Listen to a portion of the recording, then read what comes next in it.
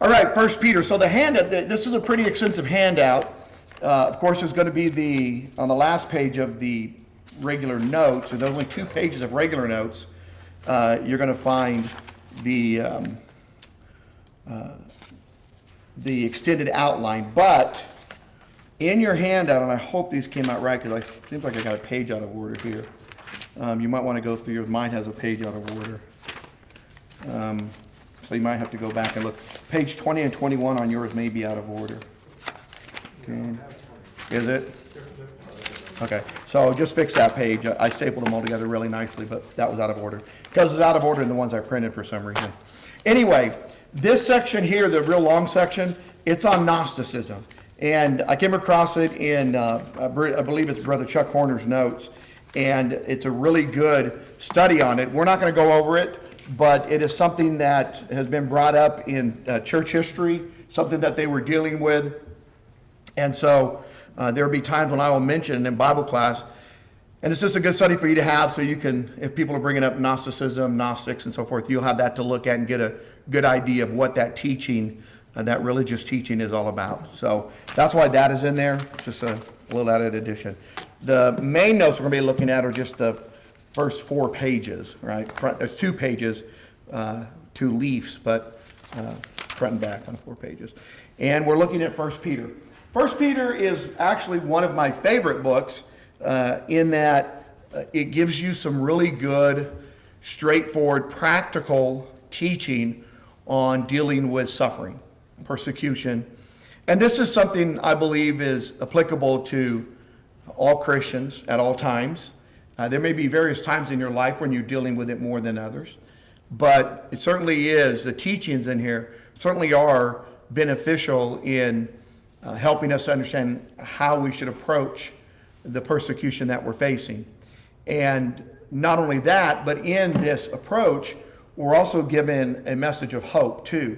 And that's something that's important for us to understand, that, suffering is part of the Christian walk. Peter talks about that in chapter 4. It is something that might come upon us because it's God's will that comes upon us to allow these things to happen. In chapter 1, we hear that it's for the purification of our faith, so there's good reasons behind it. Even as horrible as it may be, the different kinds of persecutions, you go back to what these Christians faced, there was always something that they could look at and say, okay, I'm not just going to let this destroy my faith. I can go through this, and I can grow from this, and I can help others grow from this. And in the end, my outcome is still assured if I stay faithful. So it's a good epistle, and it also explains some things about when someone is accusing you of something, how you respond to that, and if you respond in the right way, how it brings shame upon them for what they're doing and so forth. So a lot of good practical application in 1 Peter. All right, so authorship. 1 Peter chapter 1 and verse 1, we're told that it's Peter, an apostle of Jesus Christ, to those who reside as aliens, scattered throughout Pontus, Galatia, Cappadocia, Asia, Bithynia, who are chosen. So Peter puts his name in this as he starts off the epistle. We do have external evidences. The old Syriac, the old Latin, and the old Egyptian versions all have Peter as the author, as well as prominent early Christian writers. So we have Clement of Rome, Polycarp, Papias, Irenaeus, Tertullian, Origen, and Eusebius all agree that Peter that Peter wrote the epistle which bears his name. So we have historical support, but we also have Peter's name being mentioned in it as the one who authored the epistle. And if you go back and look at the date, and we'll take a look at that, go back and look at the date, really if there was any question as to whether or not Peter wrote it, the early date would have squashed that pretty quickly, right? If you go back and you look and say, we're looking at 65 AD. And if at 65 AD, Peter's still alive and he's writing this, the Christians in 65 AD knew Peter. And it would have been easy for them to ascertain whether or not he wrote this or not. So the date, the time period of the writing also lends credibility to the writer, because there was plenty of opportunity to discredit it as being from Peter because of the date that it was written. But again, we have the external evidences as well. All right, here's a little thing we're going to go through again when I can come up with some good information. We've done this with other writers in the past, but the question is, who is Peter? So let's take a little look at Peter here. The Apostle Peter is one of the most important men in the early church and in the New Testament. He describes himself simply as an apostle of Christ, not Pope Peter I, as a Roman Catholic Church falsely claims. So there's a teaching, a doctrine in the Catholic Church that Peter was the first pope. We don't have anything in biblical writings that suggests that, nor do we have it in the 2nd, 3rd centuries suggesting that Peter was the first pope. It was something that they had decided to teach themselves. His father's name was Jonah, and he had a brother named Andrew who was also an apostle. Peter was a married man. We find this in Mark chapter 1, 29 through 31, 1 Corinthians 9, 5. He must have had children because he served as an elder. Believing children who were obedient to their parents. So he had children. He served as an elder in the church. He mentions himself as an elder. Peter and Andrew were from Bethsaida, but probably lived in Capernaum. They were fishermen. They were fishermen who were in partnership with James and John and Zebedee. Peter and Andrew were at first disciples of John the Baptist. Remember, we see them at first being disciples of John. Andrew brought Peter to Jesus in John 1:40. Peter's given name was Simon for Simeon.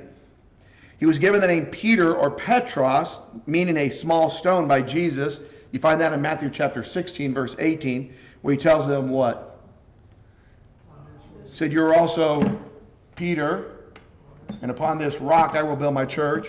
And that was one of the arguments that you use against Peter being the Pope, because the Catholics will say that Matthew 16 is a passage where Jesus ordained Peter to be this leader in the church, because upon this rock, he says, "Your name is Peter, and upon this rock I'll build my church."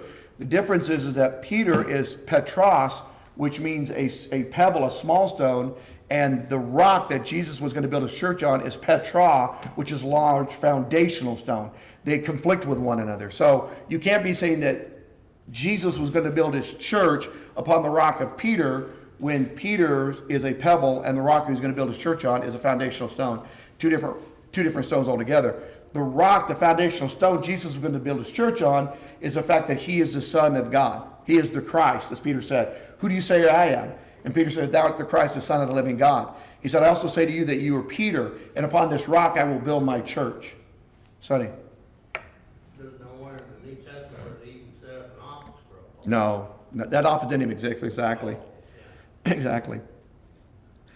The Aramaic for a form of Petros is Cephas. We also find that as well in 1 John 4:42. Peter was a bold, impetuous man, a leader of men, but at times was weak and compromising, which seemed kind of a conflicting personality, right? Because you would see times when Peter was ready to go out there and take charge. "I will follow you to your grave," he was telling Jesus, right? And then Jesus tells him, what is he going to do? He says, "No, Peter.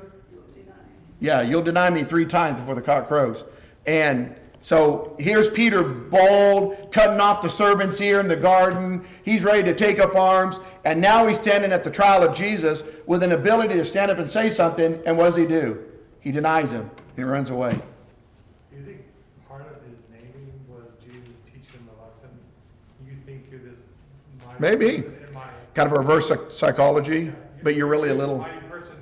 You're this, Yeah. and this is what I'm doing. Yeah, So- that'd be curious to figure out why, because we don't know why he changed him to Peter. You know, why did he give him that name? At that point in time, right there, he says, "And you were also Peter." Like, oh, Most likely the reason why he pulled that sword out, because he was looking for the kingdom. yeah, the earthly He kingdom. thought that would precipitate This is the moment. That would precipitate the battle, and Jesus would do something wonderful, and the army would start, but it didn't work out that way. Yeah, yeah.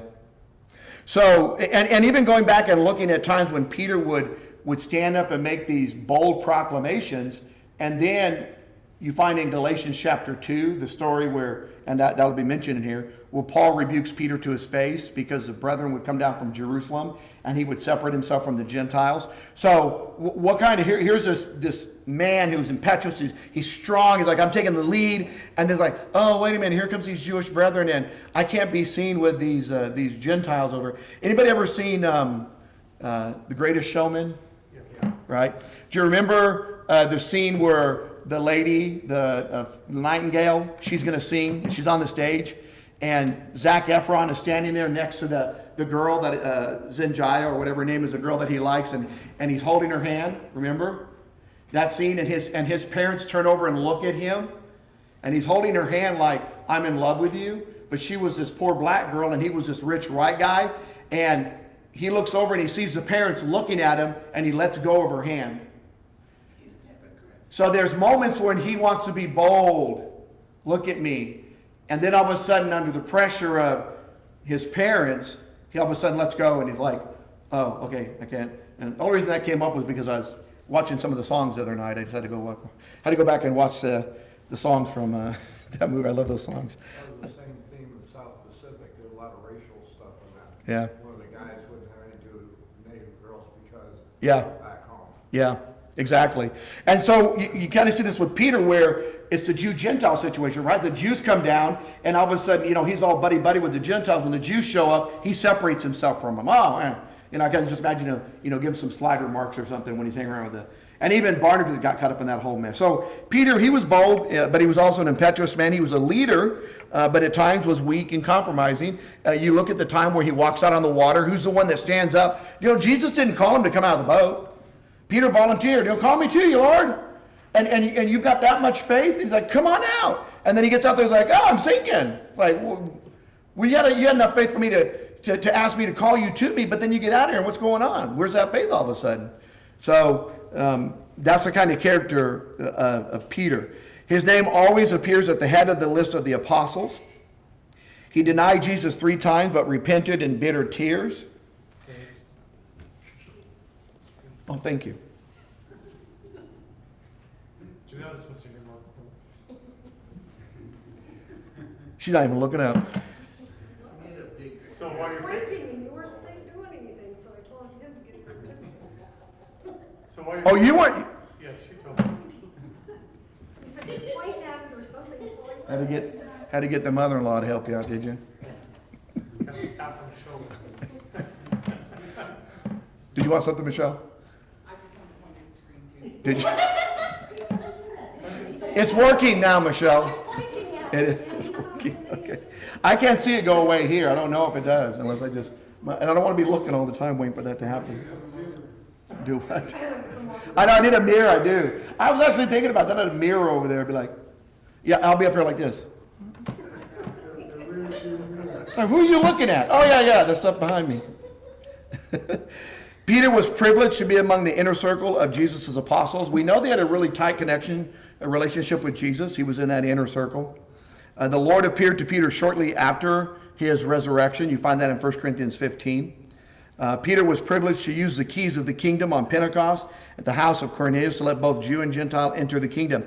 What's interesting about that too is if you go back and look at when that happens, you see this boldness and this leadership of Peter. We're not told, Peter wasn't told to stand up and make that proclamation. Any of the apostles could have said it, right? It's just that when these men come in there, they hear them speaking those languages, Peter takes the stand with the rest of the apostles, and he makes that proclamation. Well, it's like, who made you the boss? Well, Peter did. He put himself out there. He was willing to do that. And but you also see sometimes weakness of character, and because there's times when he is unwilling to do what he needs to do. But he was the one that was given. And again, why was he given that? If you go back and look at Matthew 16, the question is addressed to the apostles, and then Jesus looks at Peter and he says, "Who do you say that I am?" Right? Well, who do you say that I am? And then Peter answers that thou art the Son of God, thou art the living Son of God, the Christ, as it says it. So, and again, he takes that step forward to put himself out there, which, I guess in some ways that would illustrate a strong belief, that there was times when he really, that he really believed that Jesus was who he was, and he took leadership in that. And of course, some of this may come from, we're dealing with the Jewish people of the time who had no concept of what the church was going to be like, right? They didn't have an idea of what the church was going to be like. So their concept of leadership in a religious sense was coming from where? the Sanhedrins, right, from the priesthood. They were looking at that, and would they look much beyond that? No. I mean, going back to what Ken was saying, when Peter is whacking off that servant's ear, he's expecting the kingdom to show up, and I don't expect Peter to think that it's going to be much different than what the religious situation is at that time, other than being separate from Rome, and then setting up some kind of military group. And so, but were they really going to change their practices of leadership? They didn't have any other direction to go by. What we see is the maturity, spiritual maturing of Peter as Yeah. time goes on, from his denial of Yeah. to his saying, hey, we got to obey God rather than men. Yeah. And then later on, he's got another little milestone he's got to do. Yeah. And so you just see a gradual maturing, spiritual maturing of this man, because he didn't start off like Paul in No. leadership roles. No. He started off as a just a fisherman. Right. And so he didn't have the spiritual maturity, and you could see him growing. And by the time you get to this book here, I mean, he's a spiritual giant. Well, and I think that's a great picture of Christianity, though, because in the text we have images of different people. We have Timothy, we have Titus, we have Paul, we have Peter. So we see these individuals, James, right? We see these individuals and their character, and you can see a growth that will take place in these individuals' lives, and they start at different places. Certainly, when you talk about Paul, Paul was a Hebrew of Hebrews, right? And so he was somebody who was already in this type of leadership position, and so his course certainly is going to be different in growth than Peter's would be, who may have been, good in business with his father in fishing, but leading people in the ways of Christ. There was a lot more risk there. For example, your life, right, as compared to going out on a boat and, really not risking certainly as much doing that. So different challenges cause different growth in the character. All right, place and date. It was written from Babylon. We find that in 513. Some suggest Babylon is a figurative designation for either Rome or Jerusalem, but there is no evidence as such was used until much later. So some suggest Babylon refers to a small city in Egypt by that name, but there's no evidence of a church there until much later. Babylon on the Euphrates is the most natural way to understand it. So probably Babylon on the Euphrates, if you go down into Iraq, Babylon in that area, that's probably where he was talking about. It is apparent that 1 Peter was written during the time of intense persecution. So if you understand what's going on in 1 Peter, and you know that persecution is happening, then you begin to date it when that comes up in history. So if we go back and look at Christian history, the Roman Empire, when do we see times of persecution? Many conservative writers place the book in the time of Nero's persecution, which took place between 64 to 67. So 65 AD has been suggested as a probable date.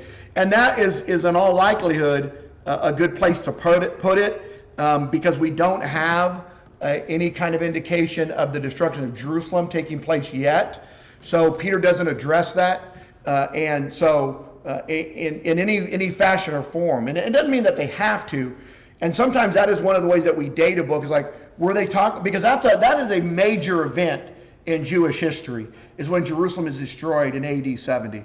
And when writings are taking place and they're dealing with persecution, if you're looking at the Neronian persecution or the Domitian persecution in the 90s, that certainly that was a worldwide type of persecution, very violent. Nero's persecution wasn't so bad. I mean, it was bad, but it wasn't at the same level as Domitian. So when you're reading and you're studying what Peter has to say, we know they're going through some tumultuous times, especially with accusations. And that was one of the things that was brought up against them under Nero, was that they were to blame for the burning of Rome. And so when you're reading through 1 Peter and you read about these accusations being levied against them, what is it that they're talking about? Well, that may be the case of the false accusations that are being brought against them. And then compounding that with other things that they might be saying.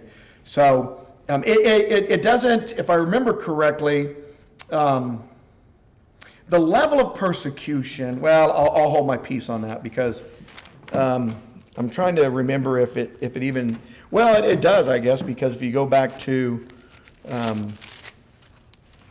chapter 1. Well, no, it doesn't really talk about, let me see the other one.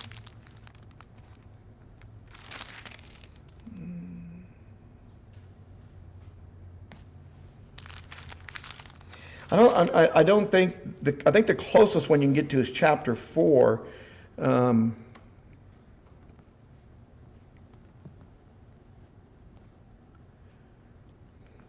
I don't think it really mentions, and I could be wrong on this, but verse 12 of chapter 4, Beloved, do not be surprised at the fiery ordeal among you, which comes upon you for your testing, as though some strange thing were happening to you. So 1 Peter doesn't address, that I can remember, and I could be wrong on this, anything dealing with the loss of life. It doesn't go that far, I don't believe. It's more about just the struggles they were facing with the loss of possessions and so forth. So that may indicate that we're not dealing with the type of persecution that you'd find later on. So if we're dealing with Nero, it's a good place to put it, because it is a time of persecution. We know that. The degree of persecution doesn't seem to rise to the level of Domitian. So what other persecutions were they facing? And the Nerodian one would be the next one you could turn to. So, and that was taking place between 64 to 67. So we have them somewhere in between there. All right, we know the rulers are going to be Nero and then Herod Agrippa II. Audience. It is addressed to the strangers scattered throughout Pontus, Galatia, Cappadocia, Asia, and Bithynia, 1:1. These were Roman provinces in Asia Minor. Peter may have labored in these areas and planted churches. It's possible that's why he's addressing to these people. Uncertain, though. Churches in these areas could have also been planted by Jews converted on Pentecost, Acts 2. So maybe when they scattered, as they went back to these areas, he's writing to these churches in this Asia Minor area, and and how they got there, maybe through his work or through others. Those who first received Peter's epistle were Gentile converts to Christ. So when you're looking at 1 Peter, the address is going to be towards Gentile converts, right? Now, it doesn't mean it doesn't apply to everybody. It does. But directly, there is indications that he's writing to a Gentile audience that's facing this persecution. And here's some evidence. In chapter 1, 14 through 18, their former lusts in your ignorance would indicate they were Gentiles, right? Your former lusts in your ignorance. They weren't aware of the law, and so what they were practicing out of ignorance. They had not been the Lord's people or obtained mercy in the past. He says it in chapter 2 and verse 10. Certainly is an indication of the Gentiles. Peter uses his Greek rather than his Aramaic name in 1:1. So rather than using Cephas, he's using Peter, and that would be more appealing to a Gentile audience than it would to a Jewish audience. They had wrought the will of the Gentiles in the past, 4:2 through 4. So going back to their character, it was that of the Gentiles. Travis? Okay. So we're looking at then, in all likelihood, he's writing to a Jewish audience who's facing, a Gentile audience who's facing this persecution. That doesn't mean that there weren't Gentiles that were suffering. But as you're going through the text, these key phrases indicate the kind of audience he's talking to. It's similar to what we did when we went back and looked in the book of James. James, if we know its time of writing, appears to be written just strictly to a Jewish audience, right? And very early on in Jewish history, there's no mention of the Gentiles at all throughout this whole, and the phraseology and the terms he's using are very Jewish in nature. So it was directed towards them and their struggles in their Christian walk. So there's never an issue with it being specific to a particular group, because that particular group may be facing struggles at that time, and others may not be facing struggles. Now, can it apply to all Christians? Certainly. The Jews can read this and say, oh, well, this only applies to the Gentiles. They're only supposed to do this. No, you should be looking at yourself as well. The same hope that they have is the hope that you have, right? So the same testing they're going through, you're going to go through. Yeah, to me, James and 1 Peter, there's a lot of similarities there, showing the two minds, because they were instrumental in 1 Yeah. Corinthians 15. You can see they were instrumental in the early church. So Yeah. they're on the same page. Yeah. Of course, they wouldn't be with the Holy Spirit, but I mean, as Right. But the purpose of the writing and who they're writing to, and yeah. And what's coming out through those writings. That's really important. Different groups, but same message. Yeah. All right. Purpose. It was written to strengthen and encourage Christians who were suffering persecution because of their faith. You'll find that in chapter 1, 6, 7, chapter 4, 14 through 19. I mean, the whole thing is dealing with the struggles that these Christians face because of their faith in God. There are two key words in 1 Peter which help explain why it was written. We have the word suffer or suffering. It occurs 15 times in the epistle. And then hope is found at least 4 times in various forms. So, and that was one of the things when you start off 1 Peter, go back over here with me, chapter 1.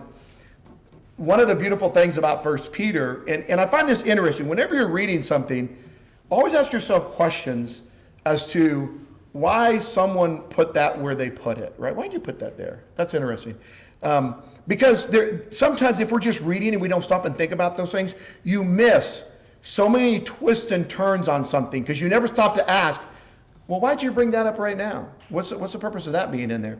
So when we go back and we look at 1 Peter, right at the very beginning of the epistle, he brings up a message of hope, right? What does he say? He says, blessed, verse 3, blessed be the God and Father of our Lord Jesus Christ, who according to his great mercy has caused us to be born again to a living hope through the resurrection of Jesus Christ from the dead, to obtain an inheritance which is imperishable and undefiled and will not fade away, reserved in heaven for you, who are protected by the power of God through faith for a salvation ready to be revealed at the last time. In this you greatly rejoice, even though now for a little while, if necessary, you have been distressed by various trials, so that the proof of your faith, being more precious than gold, which is perishable, even though tested by fire, may be found to result in praise and glory and honor at the revelation of Jesus Christ. And though you have not seen him, you love him. And though you do not see him now, but believe in him, you greatly rejoice with joy inexpressible and full of glory, obtained as the outcome of your faith the salvation of your souls. As to this salvation, then he goes in. So there's just a slight hint of trouble in that opening statement when he says, if you've been tested by these various trials, right? If necessary. So he begins the epistle with this great message of hope. And I kind of look at it this way. There's a saying that we use. Somebody comes in, right? Sonny, you're a cop. You go in, a guy's sitting there and you say, I've got good news. No, Sonny goes, I've got bad news and I've got more bad news. Which one do you want? That's the way Sonny does it. I've got good news and I've got bad news. Which do you want to hear first? Which one do you want to hear first? I mean, that's what I said. Now think about it. That's a serious question. Do you want to end the conversation on the bad news? Or do you want to end the conversation on the good news? Because if you end it on the bad news, you're like, okay, I know he said there were some good things, but I keep thinking about this bad thing all the time, right? If you end on the good news, maybe it's a softer blow. I don't know. But it's interesting if people say that. Well, Peter opens up this epistle with good news. I'm going to go right to the heart of the matter. No matter what happens, your salvation is reserved in heaven for you. It will never fade away. It will never lose its glory. Even if you're tested by these things, you will obtain as the outcome of your faith the salvation of your souls. Now, by the way, you're going to be facing a lot of struggles. But don't forget this. Don't forget this. So Peter, when he's addressing these people, suffering's coming, but he's also giving them a message of hope. The message of hope is not just the outcome of their struggle, the salvation of their souls, which certainly is the main point of it, but he's also giving them hope and instructing them on how to deal with this. And in chapter 4, to realize that this is not something that is just odd to the Christian walk, right? It's like if you're used to good things happening all the time, and then all of a sudden something bad happens, and you're like, this never happens. I don't know. How do I deal with it? How do I deal with it? I don't know how to deal with this horrible thing. Peter's saying, don't act as if this is some strange thing. It's not a strange thing. In fact, I'm giving you a message of hope by telling you, and he's like, where's the message of hope in this? By telling you, you're going to suffer as a Christian. Well, why is that a message of hope? Because you knowing that will allow you to not give up on your faith. If you don't think you're supposed to suffer as a Christian, If you don't think, well, hey, Jesus is my Lord, and everything's going to be, unicorns and rainbows, and it's just going to be a great time now to become a Christian, and all of a sudden stuff bad starts happening to you, what do people say? People say today, why did you abandon me, Lord? Why did you give up on me, Lord? Why did these trials come to my life, Lord? Don't you love me anymore, Lord? You know what? Well, I'm even part of this whole church thing anyway. I'm out of here. But if you know that hard times are going to come upon you, even if you're a Christian, and maybe especially being a Christian, then you can be prepared for those things and not allow that to destroy your faith, but actually be strong in it and be a great example for others. So he's giving them a message of hope in this as well. There are several passages concerning suffering in the epistle. Suffer according to the will of God, chapter 4:19. Sufferings of Christ are mentioned multiple times.